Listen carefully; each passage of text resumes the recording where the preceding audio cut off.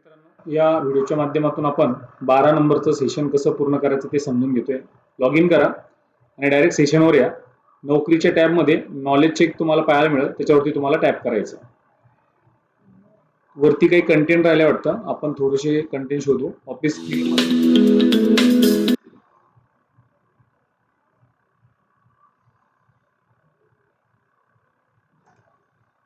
नोकरीच्या वरती जी टॅब दिली आहे नॉलेज चेकची, त्यामध्ये कंटेंट आहे, त्यावरती टॅप करायचं. नॉलेज चेक आहे, स्टार्ट बटनावरती क्लिक करू. पहिला प्रश्न आहे, डॉक्युमेंटमध्ये फीडबॅक किंवा अतिरिक्त माहिती देण्यासाठी तुम्ही MS Word मध्ये कमेंट कशा टाकू शकता. 1 नंबरचा पर्याय तुम्हाला निवडायचा. डॉक्युमेंटवर कोलॅबोरेट करताना चेंजेस ग्रुपमधील ऍक्सेप्ट करायचा उद्देश काय असतो? डॉक्युमेंटमध्ये सुचवलेले बदल लागू करण्यासाठी. कंपेअर कमांड वापरताना तुम्हाला डॉक्युमेंटचे 2 व्हर्जनमध्ये काय ओळखण्याची परवानगी आहे? डिफरन्स इन कंटेंट्स, म्हणजे आपल्याला 4 नंबरचा पर्याय निवडायचा आहे. MS Word मध्ये तुम्हाला स्पेलिंग अँड ग्रामर ऑप्शन कुठे मिळतो? तर तुम्हाला रिव्ह्यू टॅबमध्ये स्पेलिंग अँड ग्रामर नावाचा टॅब त्या ठिकाणी मिळतो.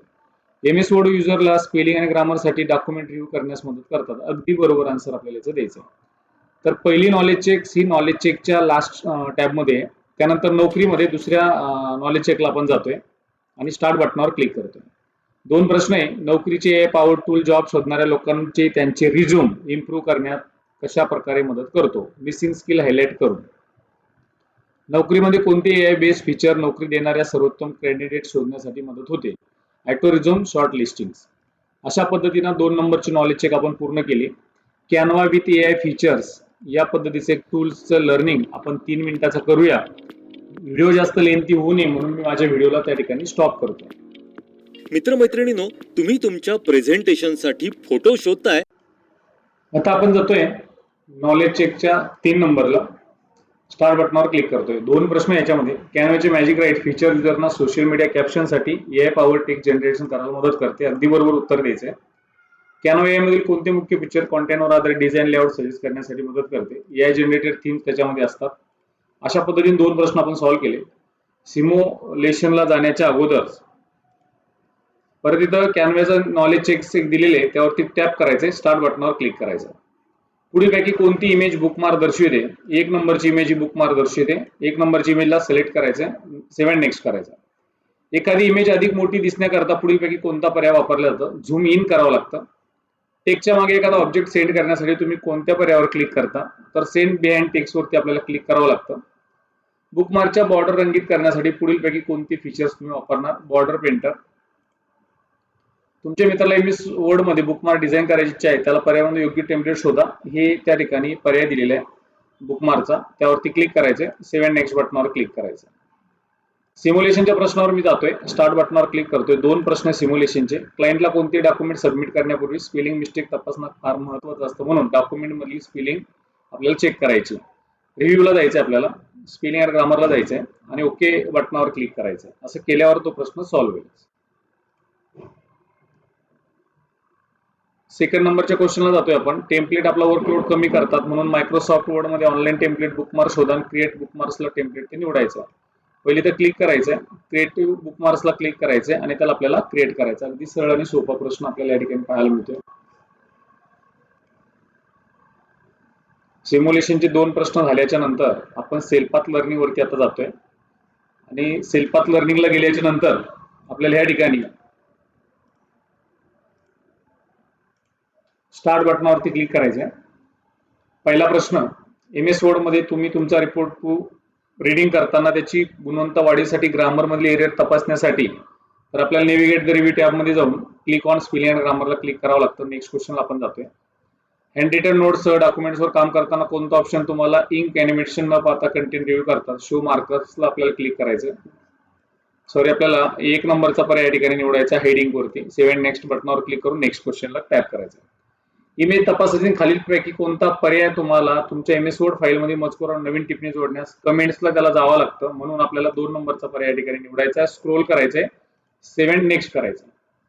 MS Word मधील बुकमार्क टेम्पलेटचा रंग बदलण्यासाठी फॉर्मॅट टॅब अंतर्गत शेप फिल्स त्या ठिकाणी आपल्याला वापरावं लागतं. आणि शेवटचा 5 नंबरचा प्रश्न आहे, पुस्तक वाचण्याच्या संदर्भात बुकमार्कचा उद्देश काय असतो? तर पान लक्षात ठेवण्यासाठी जिथे आपण ब्रेक घेतलेले असतं तो बुकमार्कचा त्या ठिकाणी उद्देश असतो. लास्ट क्वेश्चन या, खालीलपैकी कोणते डिझाईन बुकमार्क्स प्रदर्शित करतात? तर 4 नंबरचा पर्याय आपल्याला निवडायचा आहे. आणि एंड एक्झाम बटनावरती आपल्याला क्लिक करायचं आहे. जवळपास 6 स्टेप्स त्याच्या होत्या. गाईड ड्युटी युअर सेल्फला आपण जातोय आता आणि स्टार्ट बटनावरती क्लिक करतोय. 5 प्रश्न गाईड ड्युटी युअर सेल्फचे. MS वर्ड डॉक्युमेंट ओपन करा, बुकमार्क टेक्स्ट एंटर करा आणि बोर्डचा वापर करून त्याला बोर्ड फीचर अप्लाय करायचंय. सगळ्यात महत्त्वाचं पहिले तुम्हाला वर्ड ओपन करायचंय. वर्ड ओपन केल्याच्या नंतर ब्लँक डॉक्युमेंटला जायचंय. तिथं टाईप करायचंय तुम्हाला बुकमार्क्स. बुकमार्क सिलेक्ट करायचे आणि त्याला बोल्ड पर्याय तुम्हाला वापरायचा आहे. उत्तर तुम्हाला सबमिट करायचं आहे. दिलेल्या डॉक्युमेंटमध्ये इन्सर्ट टॅब इलेक्ट्रिशियनच्या ग्रुपमधून जायचंय आणि रेक्टँगल शेप्स तुम्हाला घ्यायचा आहे. अगदी सोपे प्रश्न आहे. पहिले इन्सर्टला मी जाईल. इन्सर्टला गेल्यावर शेपला क्लिक करेल. हा रेक्टँगलचा शेप दिलेला त्यावरती क्लिक करून तो असा प्लेस होल्डर करायचा आहे. नेक्स्ट तुम्हाला सबमिट करायचा आहे. दिलेल्या डॉक्युमेंटमध्ये BAVSM टेक्स्ट सिलेक्ट करायचा आहे आणि फॉन्ट कलर त्याचा वापरून फॉन्ट कलर स्टँडर्ड ब्ल्यू करायचा आहे. जो शब्द आपल्याला दिलाय तो सिलेक्ट करूया. सिलेक्ट केल्याच्या नंतर कलरला जायचंय तुम्हाला आणि यामधनं ब्ल्यू कलर घ्यायचा आहे. म्हणजे या शब्दाचा कलर ब्ल्यू करायचा आहे. बस एवढं काम करायचं आहे. नंबर 4, दिलेल्या डॉक्युमेंटमध्ये keep clamp and read on text select करायचा आहे आणि फॉन्ट ग्रुपचा वापर करून त्याची फॉन्ट साईज 26 एवढी करायची आहे. आता या ठिकाणी जो शब्द दिसतो त्याला थोडं स्क्रोल करायचं आहे. क्लिक कॅम दिसतोय, थोडा स्क्रोल करून वर आलं की त्या ठिकाणी शब्द दिसत. यामध्ये काय करायचंय, साईज 26 एवढी घ्यायची. घेतली 26 साईज आणि पुढे काय करायचं, त्याचा कलर ग्रीन करायचा. म्हणजे आपल्याला इथं ग्रीन कलर निवडायचा आहे. हा ग्रीन कलर आहे. बाजूला क्लिक, उत्तर सबमिट करायचं आहे. शेवटचा प्रश्न आहे. दिलेल्या डॉक्युमेंटमध्ये don't forget to BAVSM text select करायचा आहे आणि फॉन्ट ग्रुपचा वापर करून त्याला अंडरलाईनचं फॉर्मॅटिंग अप्लाय करायचं आहे. हे डोंट फॉरगेट BAVSM ला टॅप करायचंय आणि इथं तुम्हाला अंडरलाईन वरती टॅप करायचंय. त्या यू वर टॅप केलं की अंडरलाईन येईल. बाजूला क्लिक करून तुम्हाला उत्तर सबमिट करायचं आहे.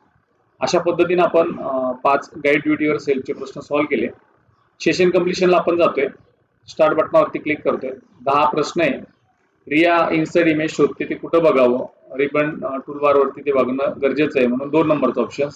अमन टायपिंग करताना हे आपोआप होतं. हे फीचर्स कोणते, ॲटो करेक्ट त्याला असं बोललं जातं. 2 विद्यार्थी काम करत आहे. एक इमेज एडिट करत आहे, दुसरा परीक्षेवर गुणांनी गणना करत. ऍप्लिकेशन सॉफ्टवेअर कोणतं वापरत असणार, तर तो दोघे ऍप्लिकेशन वापरत आहे. राकेशने डॉक्युमेंटमध्ये सेव्ह केलं, मोबाईल उघडत नाही, काय करावे त्यांनी, तर PDF मध्ये सेव्ह करावं. कम्प्युटर ऍप्स त्यामध्ये आपल्याला ओपन करता येईल. विद्यार्थिनी प्रिंट क्लिक करते, रिकामी पाणी येतात. पहिले काय तपासावं तिनं, प्रिंटरमध्ये शाई आहे का हे पहिले चेक करावं. राजला वीज बिल मासिक हिशोब काढायचे तर कोणते सॉफ्टवेअर त्याला उपयुक्त आहे. MS Excel उपयुक्त आहे त्यासाठी. श्रुतीने फाईल उघडली ज्यात मजकूर, बटन, चित्रे होती. ती काय पाहत होती, तर ती ऍप्लिकेशन सॉफ्टवेअर GUI पाहत होती. तुषारने PPT तयार केलं पण नंतर फाईल आठवत नाही. पुढच्या वेळी त्यांनी काय करावं, ओळखीच्या फाईल फोल्डरमध्ये सेव्ह करून नाव लक्षात ठेवावं. Meena MS Excel, MS PowerPoint यामध्ये निवड करत आहे. तिच्या विज्ञान प्रकल्पासाठी तिला हे चित्र बुलेट्स पॉईंटसह तिचे निष्कर्ष सादर करायचे.